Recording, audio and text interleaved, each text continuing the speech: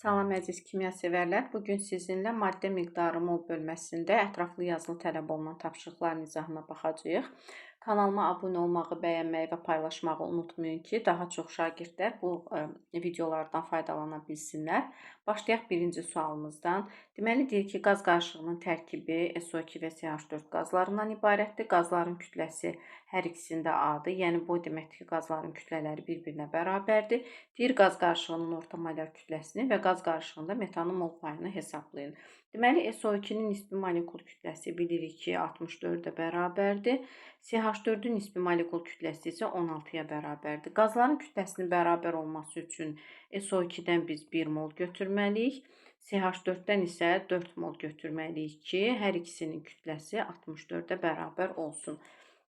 Deyir ki, qaz qarışığının orta molar kütləsini hesablayın. Orta molar kütlənin düsturu deməli M orta bərabərdir nu1 M1 üstəgəl nu2 M2 bölünsün nu1 üstəgəl nu2 düsturu ilə hesablanır. İndi verilənləri yerinə qoyaq. nu1 M1 SO2-ni nəzərdə tutaq. Deməli 1 vurulsun 64 üstəgəl nu2 M2 CH4-ün nisbi molekul kütləsi 16-dır. Mol sayını biz 4 götürmüşük. Daha sonra onu 1 üstəgəl 4, yəni 5-ə bölürük. Buradan da deməli qarışığımızın orta molar kütləsini tapırıq 25,6.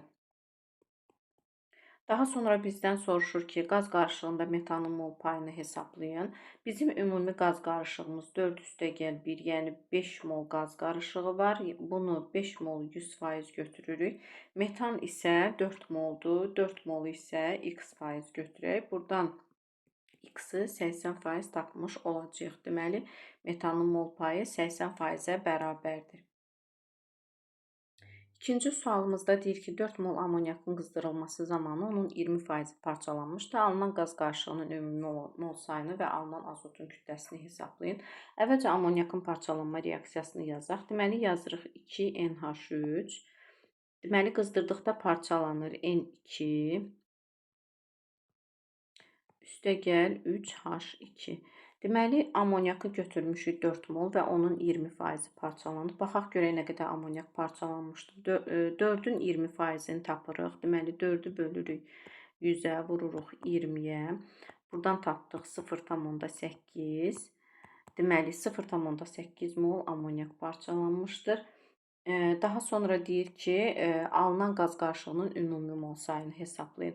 Baxaq 0,8 mol amonyak parçalananda nə qədər azot, nə qədər hidrogen alınır. Deməli, əmsallarla işləyirik. Baxırıq ki, 2 mol NH3-dən 1 mol N2 alınıbsa, deməli 0,8-dən ondan 2 dəfə az, yəni 0,4 mol azot alınacaq və azotdan da 3 dəfə çox hidrogen alınmalıdır. Yəni 0,4-ü də 3-ə vururuq, 1,2 mol deməli hidrogen alınmış olacaq. Daha sonra bizdən alınan qaz qarışığının ümumi mol sayını istəyir.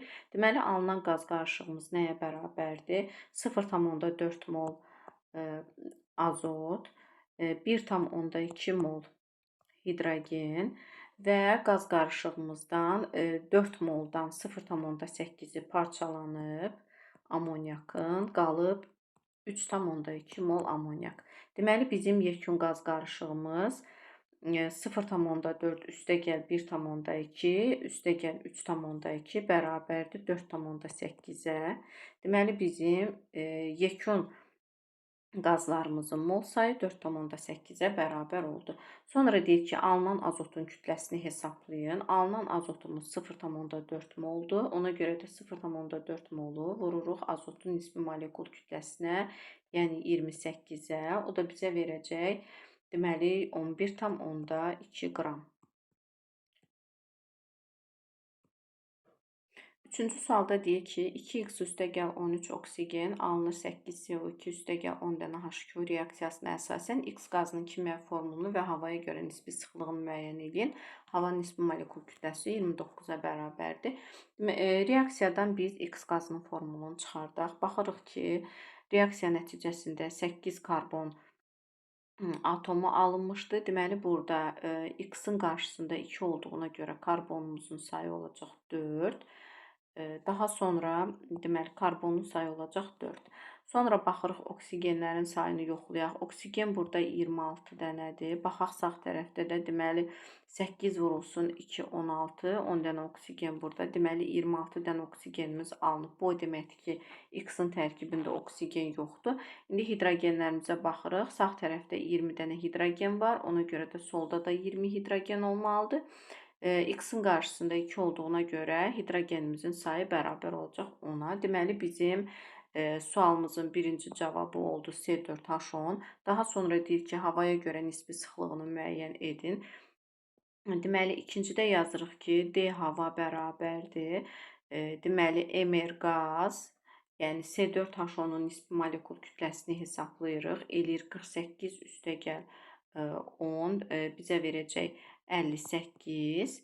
Havanın nisbi molekul kütləsi 29-a bərabərdir. 58 29-a bölürük. Alınacaq 2. Deməli, havaya görə nisbi sıxlıq da 2-yə bərabərdir. Dördüncü sualda deyir ki, qrafikə əsasən kimyəvi reaksiyanın tənliyini tərtib edin və X-i müəyyən edin. Qrafikdə bizə A və B maddəsini göstərir, hansı ki, bunlar azalan xəttlə göstəriliblər və CD maddələrini göstərir, hansı ki, bunlar artan xəttlə göstəriliblər. Deməli, yadımıza salaq ki, reaksiyaya daxil olan maddələr azalan xəttlə, reaksiya məhsulları isə artan xəttlə göstərilir. Deməli, reaksiyaya daxil olub A və B maddəsi, yazırıq A üstəgəl B.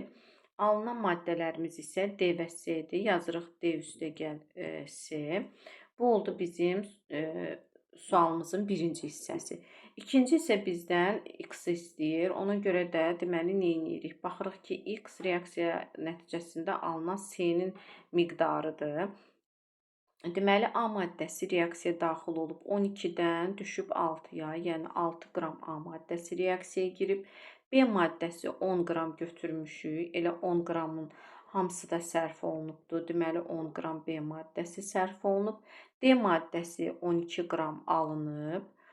C maddəsini bizdən istəyir, X-la işarə eləyək. Maddə kütləsinin saxlanma qanununa görə reaksiyaya daxil olan maddələrin kütlələri cəmi alınan maddələrin kütlələri cəminə bərabər olmalıdır. Bizdə sol tərəfdə 16 qram maddə reaksiyaya daxil olub, deməli 16 qram maddə də alınmalıdır. Buradan X bərabər olacaq 16 çıxılsın 12, o da bərabərdir 4-ə. Deməli, İkinci sualımızın cavabı da oldu 4. Beşinci sualda bizə cədvəldə NO2 və X qazını verir. Qazların kütləsini verir və qarışıqdakı molekul sayını verir. X qazının molyar kütləsini və qarışığın orta molyar kütləsini istəyir bizdən. Əvvəlcə baxaq qarışıqdakı molekul sayı nə qədərdir? Yəni mol sayını tapaq. 3,1 vur 10 üstü 23-ü bölək 6,2 vur 10 üstü 23-ə. Tapırıq 0,5 mol. Deməli, NO2 və X qazları qarışığı ikisi bir yerdə 0,5 moldur. Buradan NO2-nin neçə mol olduğunu tapa bilərik. Onun üçün deməli yazırıq nu bərabərdir kiçik m bölünsün böyük m düsturundan. Deməli, NO2-nin kütləsi 9,2 qramdır. NO2-nin nisbi molekul kütləsini 46 hesablayacağıq. 9,2-ni də 46-ya böləndə bizə verəcək 0,2 mol. Deməli, NO2 burada 0,2 moldur. 0,5-dən 0,2-ni çıxırıq. Tapırıq ki, X qazımızda 0,3 mol olacaq. Daha sonra biz buradan X-in artıq molyar kütləsini hesablaya bilərik. Ona görə yazırıq ki, Mr X bərabərdir. Kiçik m bölünsün nu düsturundan. X-in kütləsi 4,8 qramdır. Mol sayını isə 0,3 tapdıq. Deməli, buradan MR-i biz 16 hesablayacağıq və məsələnin birinci hissəsini hesabladıq. Daha sonra bizdən qarışığın orta molyar kütləsini istəyir. Deməli, burada M orta bərabərdir. Qaz qarışığının ümumi kütləsini, yəni 9,2 ilə 4,8-i toplayıb, ümumi mol sayına, yəni 0,2 üstəgəl 0,3, yəni 0,5 molda cəmi bizim qaz qarışığımız var. O da bizə verəcək 28. Bu da oldu məsələnin ikinci hissəsi.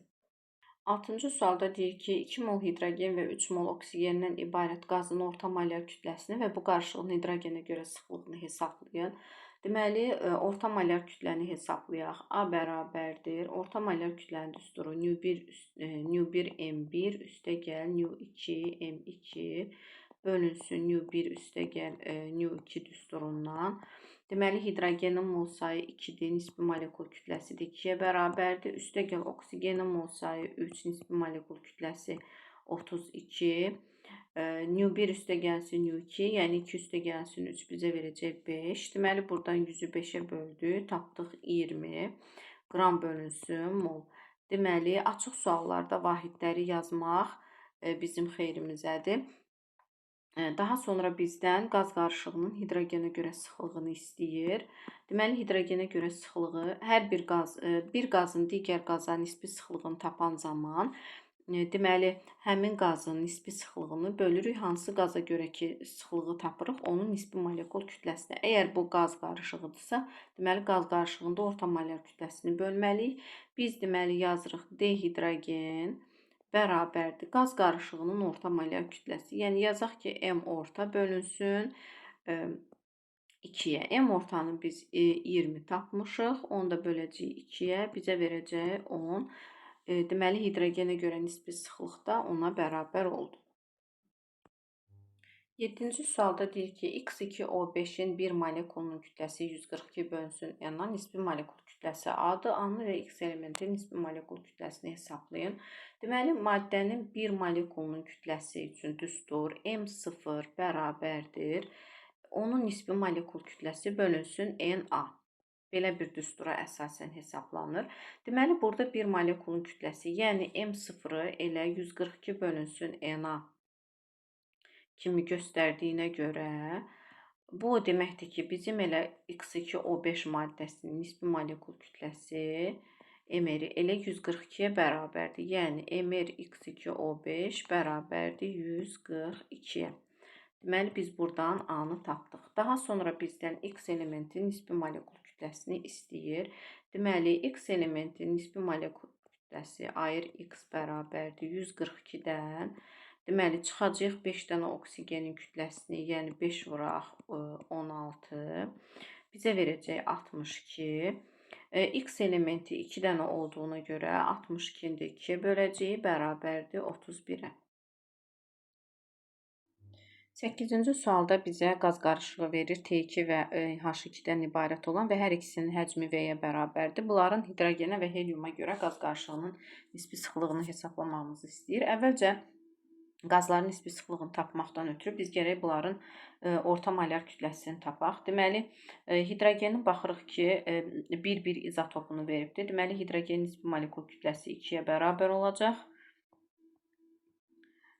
Deməli, T-nin nisbi molekul kütləsi 3-ə bərabər olduğuna görə, deməli, T2-nin nisbi molekul kütləsi olacaq 6.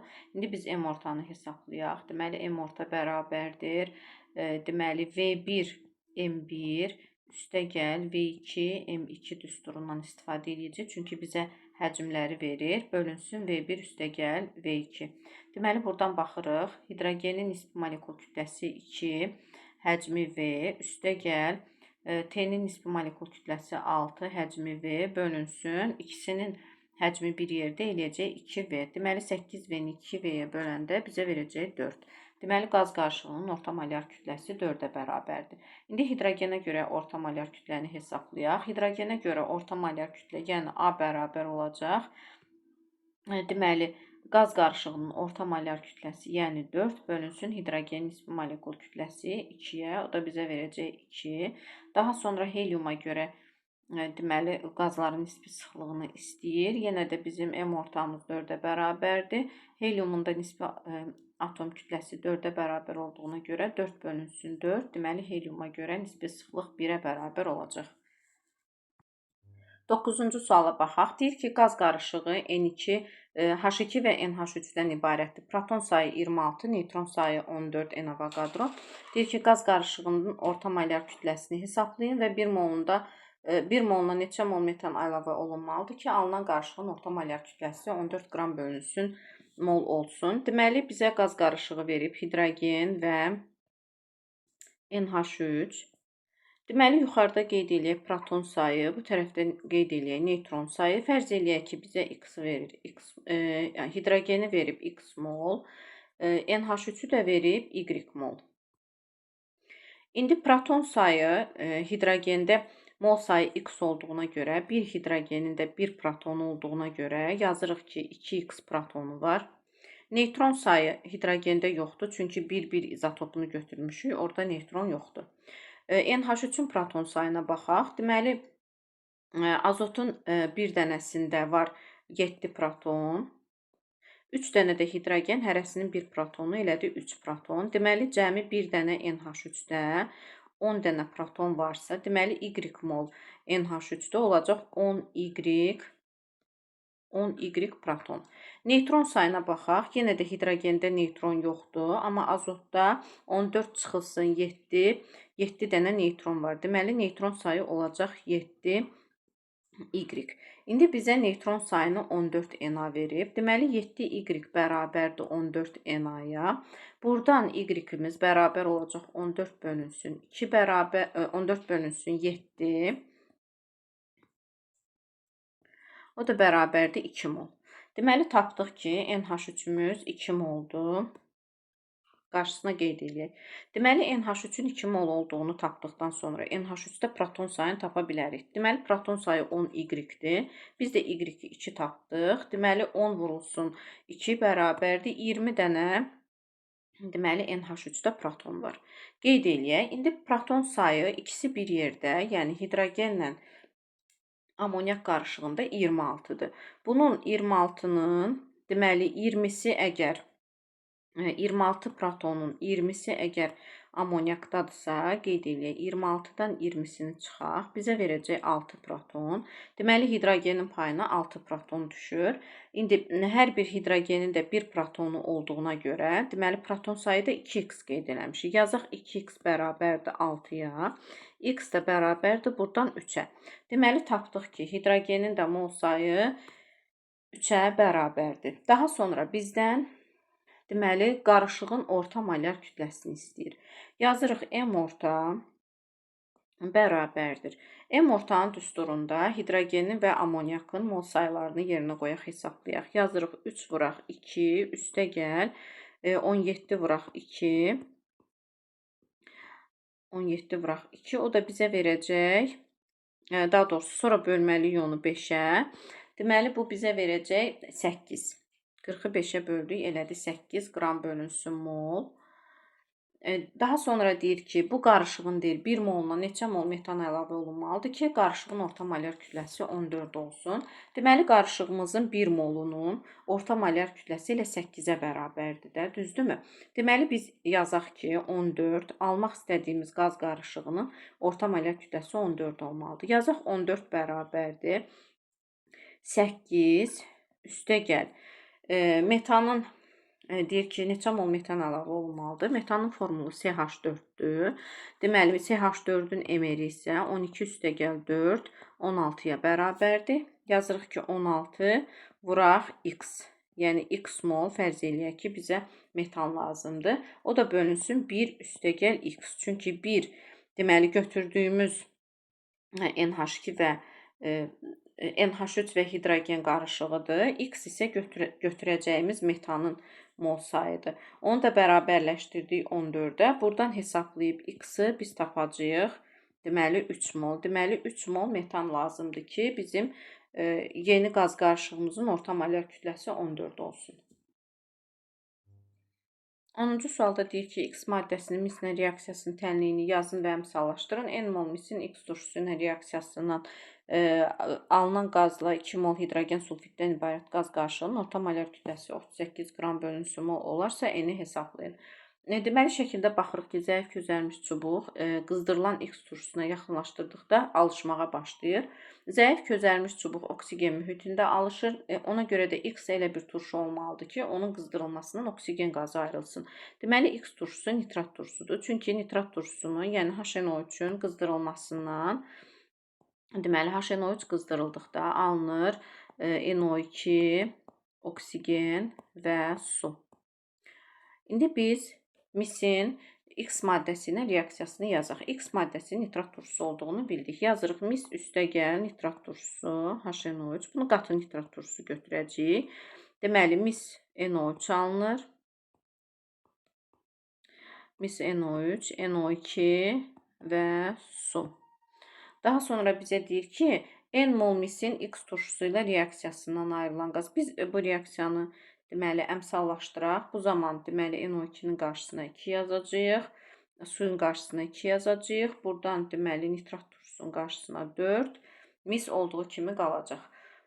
Daha sonra biz nə qədər NO2 alınıb onu bilmirik. Amma NO2-nin nə qədər olduğunu hardan tapacağıq? Çünki bizə burada verir ki, deyir, ayrılan qaz ilə 2 mol hidrogen sulfiddən ibarət qarışığın orta molyar kütləsi 38-dirsə. Deməli, orta molyar kütlənin qiymətini yazaq yerinə. 38 bərabərdir. 2 mol hidrogen sulfid, yəni H2S, 2 mol H2S. H2S-in nisbi molekul kütləsi 2 üstəgəlsin 32 bizə verəcək 34. Ona görə yazırıq 2 vuraq 34. 2 vuraq 34.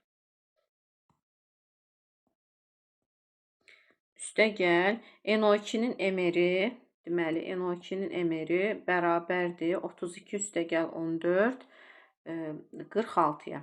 Yazaq 46 X. Yəni neçə mol olduğunu bilmirik. Onu da bölək X üstəgəl 2-yə. Çünki 2 mol H2S var burada. X molda NO2 var.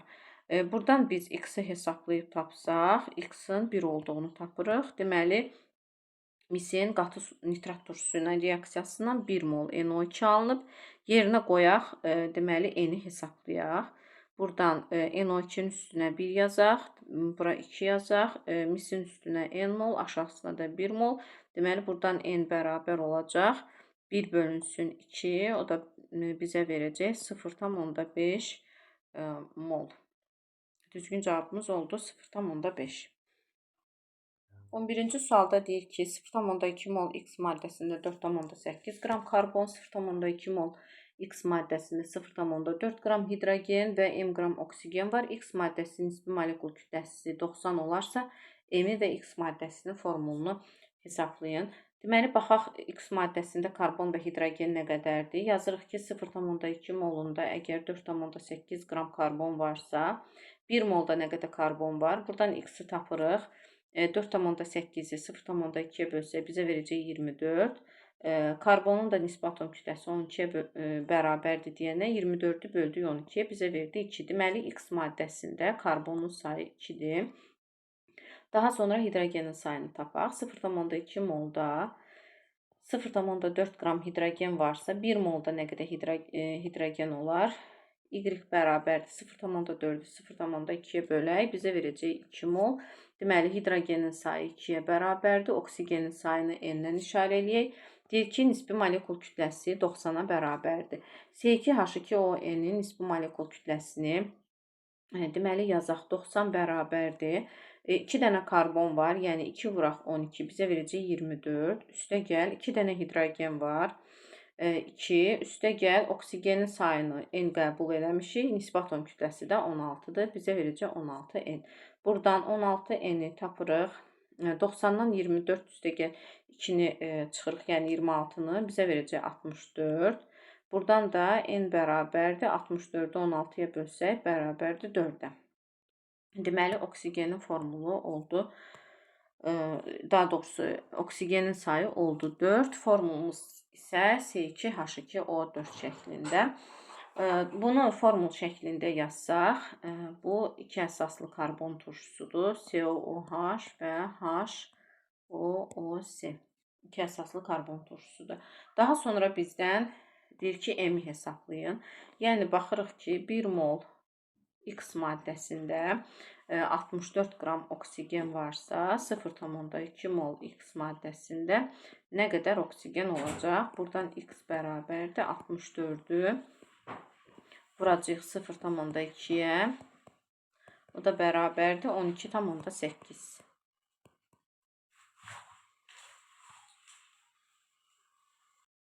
Növbəti sualda deyir ki, XSO4 vurulsun NH2O kristal hidratında 12,8% kükürt və 36% su var. N və X-in nisbi atom kütləsini hesablayın. Deməli, baxırıq ki, formulumuzda bir dənə kükürt var və faizi 12,8-dir. Ona görə yazırıq ki, 32 qram əgər 12,8%dirsə, onda kristal hidratın ümumi kütləsi, yəni X bərabərdir 100%-ə. Deməli, bu zaman tapırıq ki, X-ımız bizə verəcək 250 qram. Deməli, ümumilikdə kristal hidratımız 250 qramdır. Daha sonra deyir ki, kristal hidratın 36% sudur. Onda yazırıq ki, 250 əgər 100%dirsə, deməli, X 36%dir. Buradan da X-i tapırıq. Deməli, 90. Demək, kristal hidratda 90 qram su var. Suyun deməli bizdən mol sayını istəyir, yəni N istəyir. Bu zaman N bərabər olacaq suyun kütləsi, yəni 90 bölünsün suyun nisbi molekul kütləsi 18. O da bizə verəcək 5. Deməli biz buradan tapdıq ki, N bərabərdir 5-ə. Daha sonra bizdən X-in nisbi atom kütləsini istəyir. X-in nisbi atom kütləsini tapmaqdan ötürü biz XSO4 vur NH2O-nun ümumi kütləsinin, deməli, kristal hidratın nisbi molekul kütləsini tapdıq ki, 250-dir. Deməli, 250-dən çıxmalıyıq burada 5 vurulsun 18, yəni suyun kütləsini. Daha sonra 4 dənə oksigenin kütləsini, yəni 4 vurulsun 16. Bir də orada olan 32 qram kükürdün kütləsini. Deməli, çıx 32. O da bizə verəcək 64. Deməli, X metalının nisbi atom kütləsi 64-ə bərabərdir. 13-cü sualda deyir ki, azot və helium hər ikisinin kütləsi M-dir. Qaz qarışığının orta molar kütləsini hesablayın və bu qarışıqda olan heliumun kütləsini 2 dəfə artırsaq, qarışığın orta molar kütləsi neçə dəfə azalar? Azotun nisbi molekul kütləsi 28-ə bərabərdir. Heliumun isə nisbi molekul kütləsi 4-ə bərabərdir. Hər ikisinin kütləsinin bərabər olması üçün biz azotdan götürməliyik 1 mol, heliumdan isə götürməliyik 7 mol. Deməli, X-i hesablayaq, yəni qaz qarışığının orta molar kütləsi bərabərdir. ν1 M1 üstəgəl ν2 M2 bölünsün ν1 üstəgəl ν2 düsturundan. Azot 1 moldur, yəni 1 vuraq 28. Üstəgəl helium 7 moldur, yəni 7 vuraq 4. Bunu elə birbaşa 28 üstəgəl 28 kimi də yaza bilərdik, çünki kütlələri bir-birinə bərabərdir.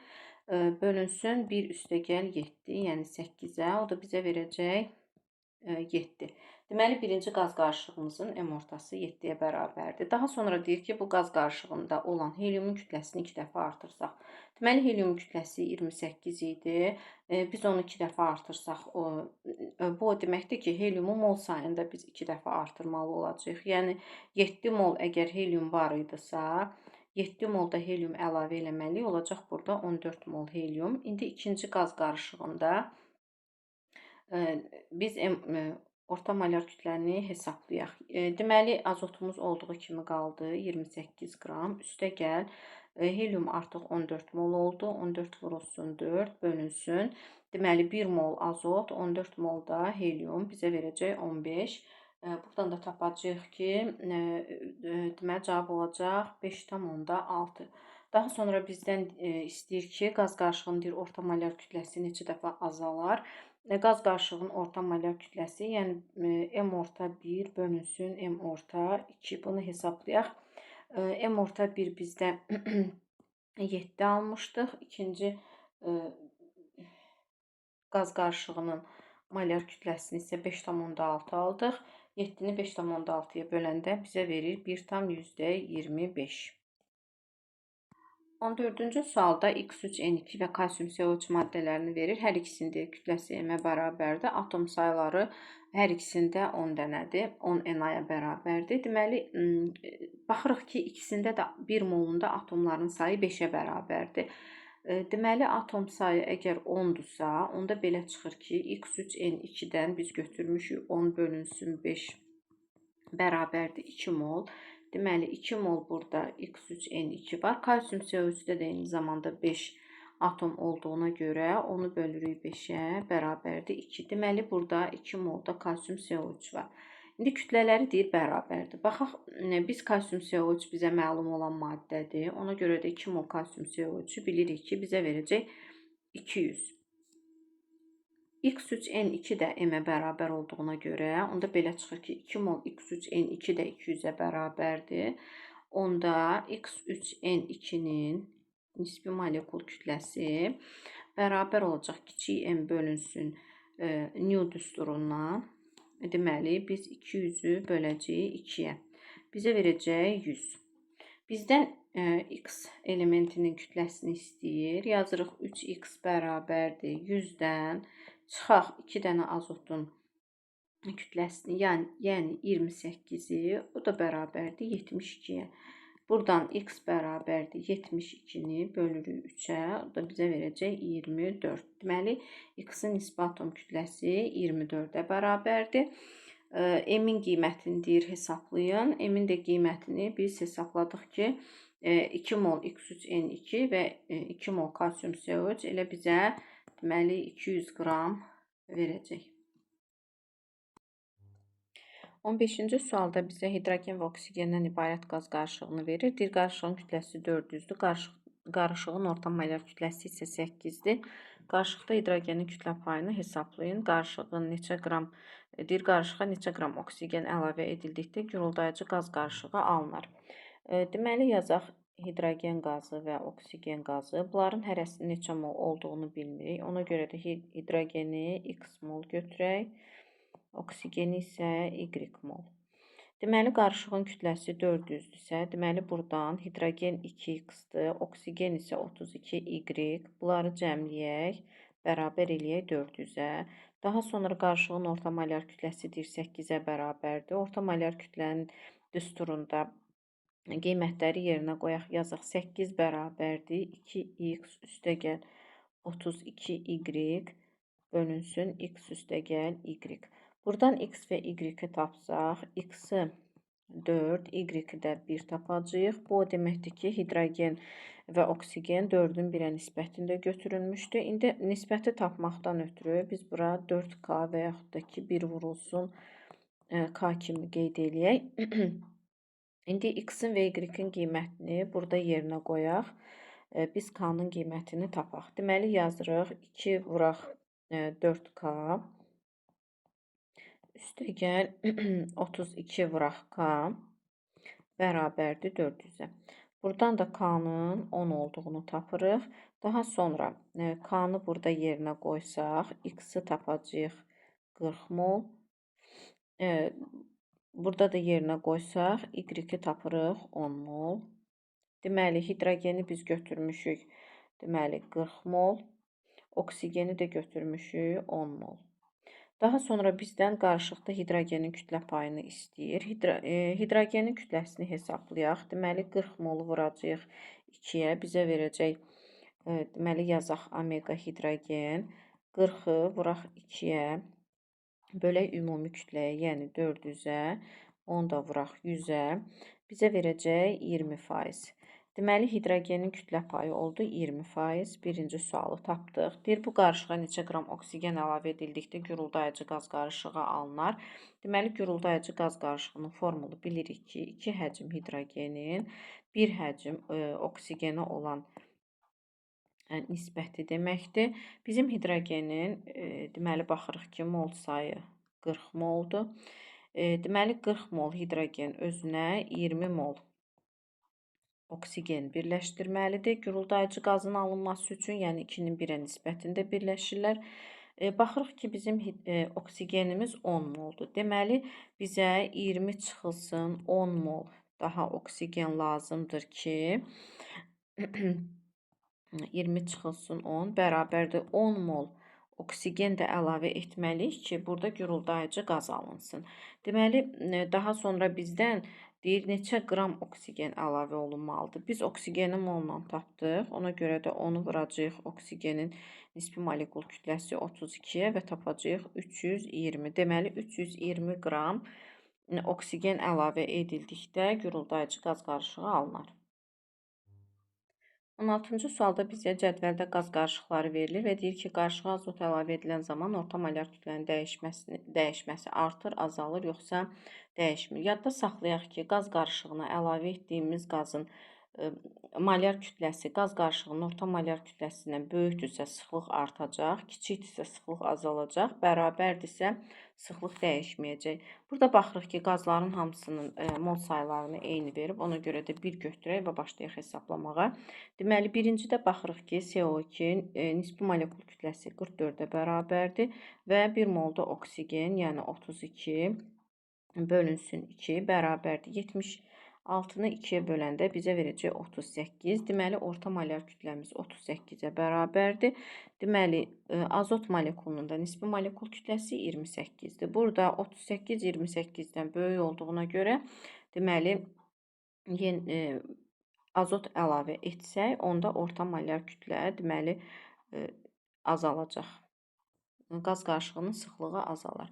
Daha sonra ikincidə, deməli, C2H4-ün nisbi molekul kütləsi 28-ə bərabərdir.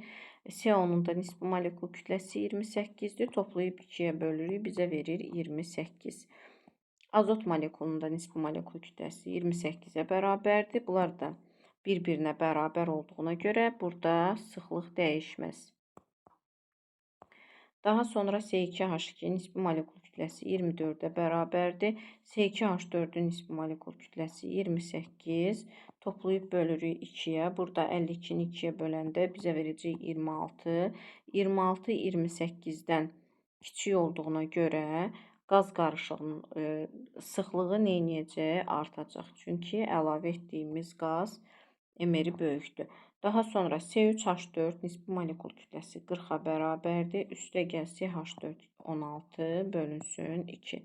56-nı 2-yə böləndə bizə verəcək 28. Azotun da sıxlığı 28. Bu zaman deməli sıxlıq dəyişməyəcək. 17-ci sualda bizə deyir ki, C2H4 və N2 kütləsi hər ikisində M-dir. Həcmi C2H4-ün həcmi N-dir, N2-nin həcmi 4,48-dir. Bu qazların kütləsini istəyir və N-in qiymətini hesablamağımızı istəyir bizdən. Baxırıq ki, azotun kütləsi M-dir, həcmi isə 4,48 litrdir. Yazaq ki, M qram azot əgər 4,48 litrdirsə, 28 azotun nisbi molekul kütləsi 28-dir. 28 qram azot olacaq 2,24 litr. Buradan M-i tapırıq. M bərabərdir 5,6-ya. Həmin qiymətləri yerinə qoyaq. Yəni, azotun da kütləsi 5,6-dır. C2H4-ün də kütləsi 5,6-dır. İndi C2H4-ün həcmini tapaq. C2H4-ün nisbi molekul kütləsi 12 üstəgəl, daha doğrusu 24 üstəgəl 4, 28. Yazaq ki, 28 əgər 22,4 litrdirsə, 22,4 litrdirsə, 5,6 qram neçə litr olacaq? Bunu N-lə də işarə eləyə bilərik. N bərabərdir 5,6-nı vuraq 22,4-ə bölək 28-ə. O da bizə verəcək 4,48 litr. 18-ci sualda bizə C2H4 və C2H6 qazlarının qarışığını verir. Deyir, qarışığın kütləsi 14,4, molekulların ümumi sayı 0,5, orta molar kütlə X və qaz qarışığında olan etilen həcm payını hesablayın. Fərz eləyək ki, C2H4-ü bizə verib X mol, C2H6-nı isə bizə verib Y mol. Deməli, deyir ki, qarışıqdakı molekulların ümumi sayı 0,5 NA-dır. Yazaq ki, X üstə gəl Y bərabərdir 0,5-ə. Daha sonra qarışığın deyir kütləsi 14,4-dür. C2H4-ün nisbi molekul kütləsi 28-dir. Deməli, 28X C2H4 var. C2H6 nisbi molekul kütləsi 30-dur. Deməli, 30Y-də C2H6 var.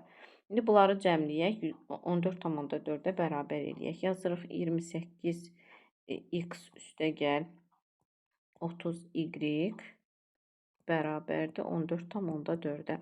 Bu sistem tənliyi həll etməkdən ötürü birinci tərəfi 28-ə vuraq.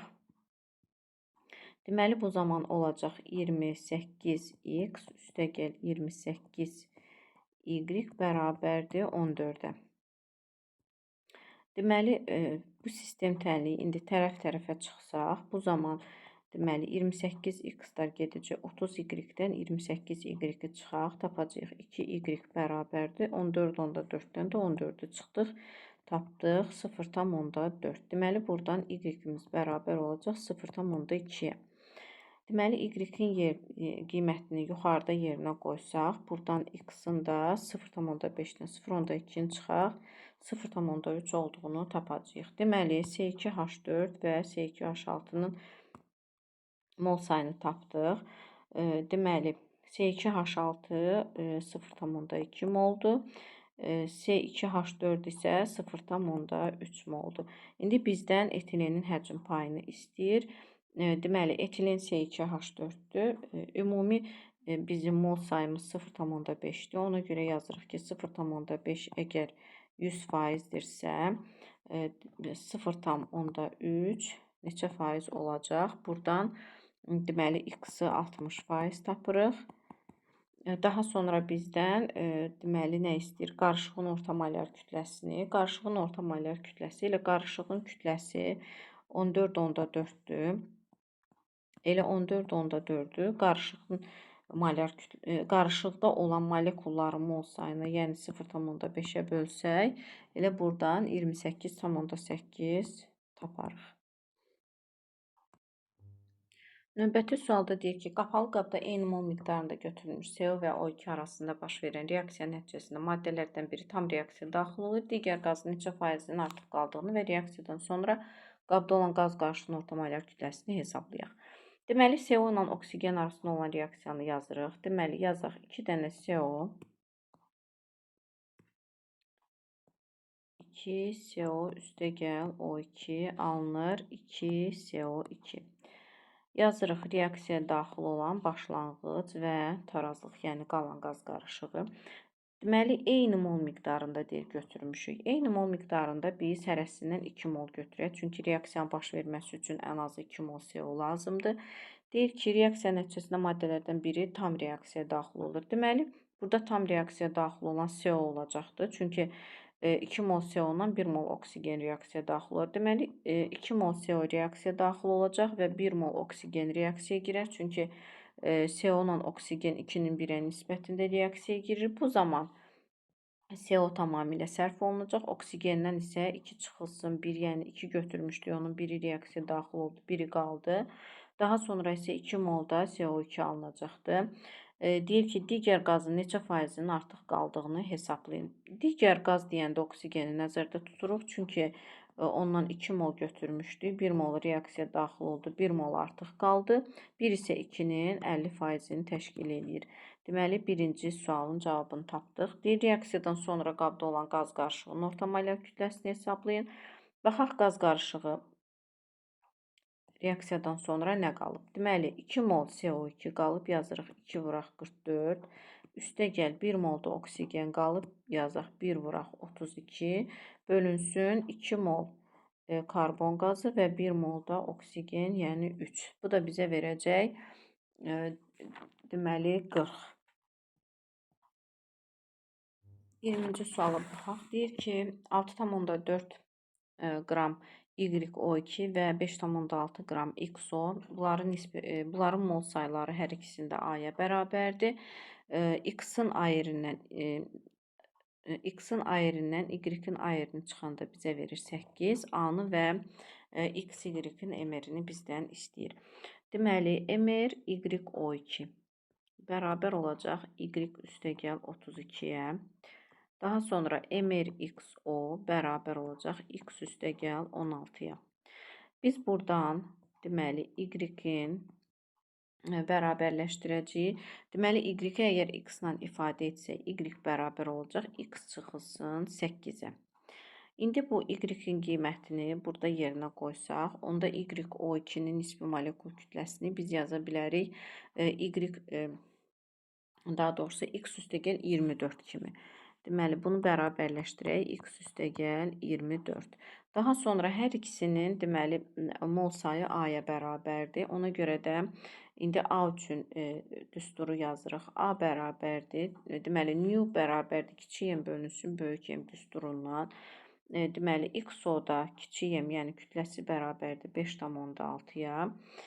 Nisbi molekul kütləsi isə XO-da bərabərdir X üstəgəl 16-ya. O da bərabərdir. İndi YO2 üçün baxırıq. 6,4 bölünsün. YO2-nin nisbi molekul kütləsi bərabərdir X üstəgəl 24-ə. Biz bunu tənliyi tərəf-tərəfə vurub hesablayıb, buradan X-in 40 olduğunu tapacağıq. Daha sonra isə X-in qiymətini burada yerinə qoysaq, Y-in isə deməli 40 çıxılsın 8 bərabərdir 32 olduğunu hesablayacağıq. Daha sonra bizdən A-nı istəyir, yəni mol sayını yazırıq. A bərabərdir. Hər hansısa birində yerinə qoyub hesablaya bilərik. 6,4-ü bölək YO2-nin nisbi molekul kütləsinə. Deməli, YO2-də nisbi molekul kütləsi olacaq. Deməli, X-i tapdıq 40. 40 üstəgəl 24 bizə verəcək 64. Deməli, 6,4-ü 64-ə bölək bizə verəcək 0,1. Deməli, A-nı 0,1 tapdıq. Daha sonra bizdən X və Y-in MR-ini istəyir. Yazaq MR X, Y bərabərdir. X-in nisbi atom kütləsini 40 tapdıq. Y-in də nisbi atom kütləsini 32. O da bərabərdir 72-yə. 21-ci sualda deyir ki, qələvi metalın oksidin nisbi molekul kütləsi A-dır, hidridin nisbi molekul kütləsi B-dir. Bunların nisbəti 2,35-dir. Qələvi metalın peroksid və hidroksidinin molyar kütləsini hesablayın. Hər hansısa bir qələvi metal götürək və şərti olaraq onu metalla işarə eləyək. Oksidinin formulu olacaq metal 2O, hidridinin formulu isə olacaq metal H. Deməli, metal O-nun nisbi molekul kütləsi olacaq 2x üstəgəl 16. Hidridinin kütləsi isə olacaq x üstəgəl 1. Daha sonra bunların nisbəti bizə verməlidir 2,35. Deməli, 2x üstəgəl 16-nın x üstəgəl 1-ə nisbətini bərabərləşdiririk 2,35-ə. Deməli, buradan 2x üstəgəl 16 bərabərdir 2,35 x üstəgəl 2,35. Buradan x-i tapırıq, bərabərdir 39-a. Deməli, biz metalın nisbi atom kütləsinin 39 olduğunu tapdıq. İndi deməli deyir ki, qələvi metalın peroksidi və hidroksidi molyar kütləsini hesablayaq. Deməli, qələvi metalın peroksidi olacaq metal 2O2. Deməli, yazırıq metal 2O2 bərabərdir 39. Vuraq 2 üstəgəl 32 bərabərdir 110. Daha sonra hidroksidini istəyir. Yazırıq metal OH bərabərdir 39 üstəgəl 16 üstəgəl 1. O da bərabərdir 56-ya. Deməli, düzgün cavabımız 110 və 56. Və sonuncu sualımızda bizə 3 dənə qaz verir. C3H8, CO2 və CO. Qarışıqdakı maddələrin kütləsi C3H8 və CO2-də M-dir, CO-da 2,8-dir. Qarışığın ümumi kütləsi isə 20,4. Deməli, baxırıq ki, 20,4 qramın 2,8 qramı CO-nun payına düşür. Yazırıq 20,4 çıxılsın 2,8 bərabərdir 17,6. Deməli, 17,6 qram bu iki qazın payına düşür və onların da hər birinin kütləsi M-dir. Yəni, bir-birinə bərabər olduğuna görə 17,6-nı bölək 2-yə. O da bizə verəcək 8,8 qram. Deməli, bunların da hər biri 8,8 qramdır. Daha sonra bizdən deyir ki, qarışığın ümumi həcmini litrlə hesablayın. Əvvəlcə baxaq bu hər bir qazdan neçə moldur. Deməli, bundan ötürü tapırıq ki, C3H8-in mol sayı bərabərdir 8,8-i bölək C3H8-in nisbi molekul kütləsinə 44-ə bərabər olacaq 0,2 mol. Daha sonra CO2-nin mol sayını tapaq. CO2-nin də nisbi molekul kütləsi 44-ə bərabər olduğuna görə deməli, deməli, bura yazıram C3H8. Deməli, CO2-də də həmçinin 8,8-i böləcək 44-ə bizə verəcək 0,2 mol. CO-nun isə deməli mol sayı bərabərdir 2,8 bölünsün 28-ə, o da bərabərdir 0,1.